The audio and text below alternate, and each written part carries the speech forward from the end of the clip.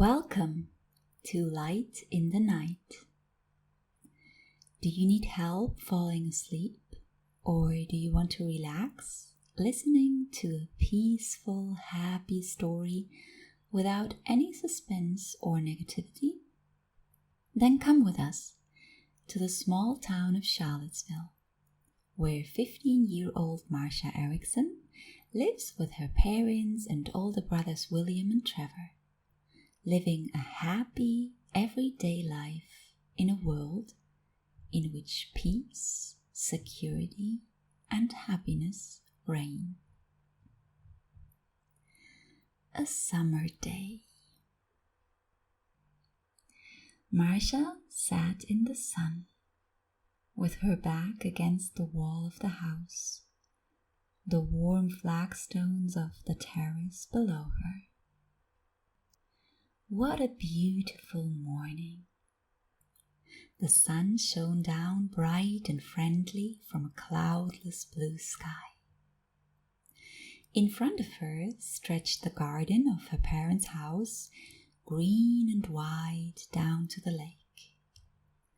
The shadow cast by the big trees on the grass, together with the bright skylight, formed a pretty speckled pattern that moved and made new shapes with every rustle and sway of the trees in the wind. It was a Tuesday morning. Marsha had been on early summer vacation since Saturday. No school for a week. Another breath before the exams that came her way in the 2 months after that. It had rained over the weekend. She had spent the days with her family, had a leisurely breakfast with the others, talked a lot, laughed a lot, and read a lot in the evenings. It had been nice days in the warm, cozy house, despite the rain and the dark sky outside. But since yesterday, summer was here. For the first time in a long time, the temperatures rose and everyone was in the mood for going outside. As long as you have the right people around you, Marsha thought, holding her face gleefully in the warm rays of the sun. Any weather is nice, really. But the fact that summer is starting now is great, of course. One of the right people, no sooner had she thought that, stepped out of the house onto the terrace. Marsha could tell by the sound of footsteps that it was Mom, and looked up at her. "Well," said Mom. "Well," echoed Marsha, and Mom laughed. "Are you still going swimming?" she asked, pointing to the lake. "I just was," Marsha replied. "It's still very cold, though." "Knowing you were in the water for at least an hour anyway?" asked Mom, sitting down next to her on the flagstones. Marsha laughed. "Well, not quite. Long enough that I'm a little chilled out now. But you warm up quickly in the sun, don't you?" She reached a hand into her long blonde curls and no longer felt wetness, which prompted a satisfied nod. "Your 2 brothers suggested a little trip," Mom said. "Trevor and William?" asked Marsha in amazement. "Do you have any other brothers?" "Oh, Mom, no. But I didn't know they appreciated outings so much." Her mother grinned conspiratorially. "Between you and me, I think they're just plain bored. Haley went on vacation with her parents, and without his girlfriend, Trevor is now at a loss for recreational plans." "He's not at a loss," objected Marsha, coming to her brother's defense. He just misses her and doesn't feel like doing anything on his own. Right, agreed her mother conciliatorily. And in that respect, a family trip would be a nice idea, wouldn't it? I'm definitely in, exclaimed Marsha. Where would you like to go? It was to Fiddler's Well, a small town about a half-hour's drive away. Even though Marsha, her mother, and brothers missed Dad a little, who had been at work since the wee hours of the morning, they had lots of fun on the drive. They dug up a few old nursery rhymes from their memories and sang out loud, barely sticking to the lyrics, but making up and rhyming lots of nonsense into them. Mom kept shaking her head and saying, "You guys are something else," but still sang along vigorously herself, as long as she didn't have to concentrate too hard on the traffic. And so they were all in high spirits when they finally reached their destination, looking forward to the day together. Fiddler's Well was a pretty, neat little town with a sprawling pedestrian zone downtown, which they reached in a few minutes from the parking garage. William mused about when they had last been here. Trevor furrowed his brow thoughtfully. It was, I think, 4 or 5 years ago. Is that about right? Yes, exclaimed Marsha. I think we were here with Aunt Agatha and Uncle Harry. You're right, agreed her mother. Now I can remember too. It was a pretty wet fall day and there was a strong wind. Which is why we only went to 2 museums and then to a cafe, added Trevor, who now also remembered the pictures from back then. William was very pleased with this memory restored in a joint effort and declared, "Well, it will be different today. With this nice weather, we are not limited to indoor activities." He was to be proved right. During the next few hours, only a few good-humored fair-weather clouds wandered across the blue sky above them.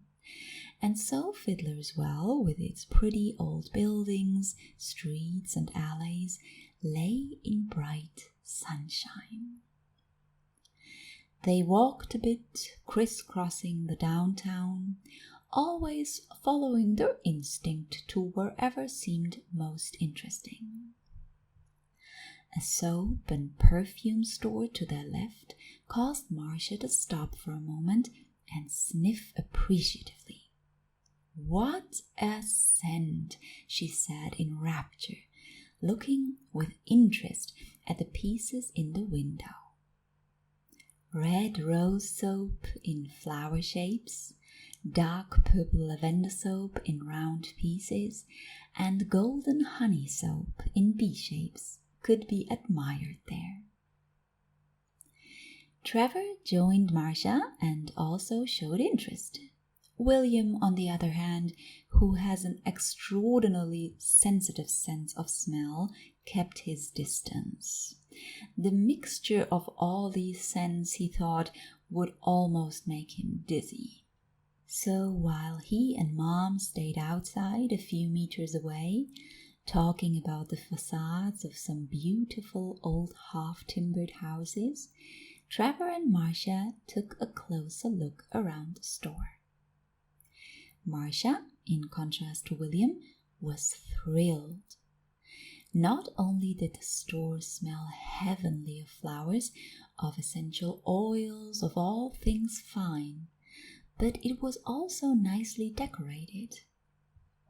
In addition to the varied selection of soaps near the entrance, there were all kinds of perfumes, bath products, and scented pillows in the back of the store. Marsha, after some deliberation, finally settled on a small, light blue iridescent perfume that smelled, she couldn't describe it any other way, like a fresh summer evening. Trevor bought 2 of the rose soaps from the window, a red one for Haley, whose return on Friday he was looking forward to already, and a white one for Mom. She went wide-eyed as her oldest child stood back outside and handed her the gift. "Thank you, sweetheart, that's beautiful." Trevor grinned and mumbled something about no big deal as they started moving again. After about 10 minutes, they reached the large town hall square of Fiddler's Well. In its center was an imposing fountain. Parents held their young children by the hand as they balanced along its narrow stone rim, laughing and splashing themselves and their friends with water. Small groups of people sat or stood on the wide steps leading down from the fountain onto the square, talking or enjoying an ice cream. Nearby were 2 quaint-looking and well-attended flower stands. The City Hall building occupied the entire western side of the square. Stately towers rose on its sides into the blue summer sky. It was framed by 2 museums, a department store, and many small restaurants and cafes that had set up their tables outside in the good weather. Trevor tilted his head and looked in their direction. "Are you thinking the same thing I am?" he asked his family, winking conspiratorially.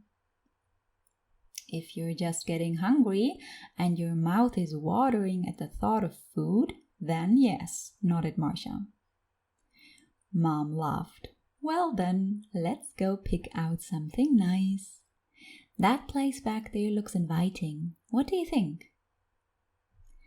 Soon they were seated in a quiet courtyard at a round table, a pitcher of homemade lemonade and 4 large glasses in front of them. Green ivy and vines climbed up the red brick walls of the surrounding houses that bordered the courtyard as walls, creating a fresh yet warm color combination. The waitress was nice and quickly realized that the Ericsson family was not from Fiddler's Well. After placing the order in the kitchen, she returned to their table and chatted with the 4 of them for a while, telling them about the history of the little town and offering a few culinary tips for their next visit. "What a nice woman," said Marsha when the waitress had finally taken her leave and she herself and her family were seated in front of steaming plates. As they enjoyed their meal, they chatted about school, their plans for the coming days, and especially where they would go on vacation during the big summer break. Later, after they had said goodbye to the friendly waitress, full and satisfied, they walked around the streets for another hour or so. They passed a cinema complex and, inspired by it, thought about which movies they would like to see in the near future. They marveled at a church that rose into the sky between small and large houses and philosophized for a while about the vast differences between the religions of the 21st century compared to their present, their today, in the 22nd century. They discovered a neat little park where white doves cooed on the trees and pensioners sat smiling on wrought iron benches. And they finally decided, after all the impressions of today, that Fiddler's Well was quite a delightful little place. Nevertheless, they were eventually drawn back to an equally delightful place, their hometown of Charlottesville. As they sat back in the car with the early afternoon sun shining through the windows, Marsha leaned her curly head against William's shoulder and narrowed her eyes a little. It was 3:15 when they arrived home. Dad was already back from work. "There's my dear family," he exclaimed as he opened the door for them and they greeted each other. "I hope you're not too tired from your trip," he added after glancing at his somewhat sleepy-looking daughter. "Not at all," his wife replied in amazement. "Why do you ask?" "Because I ran into our neighbors, the Millers, on the way home. We chatted a bit and realized that it's been far too long since we've had coffee together. That's why I called them in to join us for 4:30. "Oh, that's great," exclaimed Marsha. "They are bringing their daughters, I hope. We haven't seen Anna and Mary in weeks." "Yeah, they're both with us." "Great." And so the Ericsson family spent the next hour in anticipation of the visit, getting everything ready for their guests. While Mom and Dad were in the kitchen making coffee and hot chocolate and chopping a fruit salad, Trevor, William, and Marsha stood pensively in front of the table on the terrace. Trevor, who was about to put down the stack of plates with the dishes, said hesitantly, "It's a little chilly already. In an hour it might be already too cold for certain sensitive people." He winked at his sister. "And that is why," Marsha nodded, pointing to the part of the garden through which the sun was just passing on its way to the horizon, "we don't set the table here, but back there." The three of them carried the wooden table out onto the lawn, unfolded it, and set it decoratively. Marsha picked a few daisies with William and spread them on a couple of small vases on the table. "Very pretty," she said, and William nodded with satisfaction. "This is really picturesque. The nice wooden table and the meadow, the green trees and grass all around, and the flowers." He broke off and gazed absorbedly at the garden.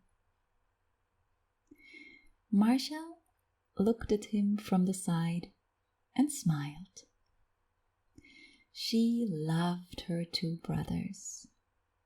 Each was unique in his own way. Trevor had always been the big brother for her, the strong big brother with whom she always felt protected and cared for. William was closer to her in age. They were only 2 years apart, and sometimes Marsha felt that he was a little more like her as well. She could exactly relate to his pensive look at that moment. What a beautiful day they had spent together.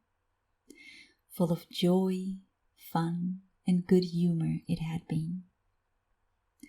And now they were standing here in the afternoon sun, in this little green paradise with the rustling trees and the softly gurgling lake behind them and the birds singing in the air. And they had so many more beautiful hours ahead of them, with people they liked, with people they loved. Dad came out of the house behind them. Their heads turned to him at the same time, as if in a single motion. Balancing a large platter of muffins and cookies in his right hand and a small pot of frothed oat milk in his left, He set them down on the table and nodded with satisfaction. "Will you help us with the rest?" he asked his children. "Of course," they answered, as if from one mouth. Half an hour later, the Ericssons were sitting in the garden with their neighbors, all enjoying coffee, fruit, and sweet pastries together.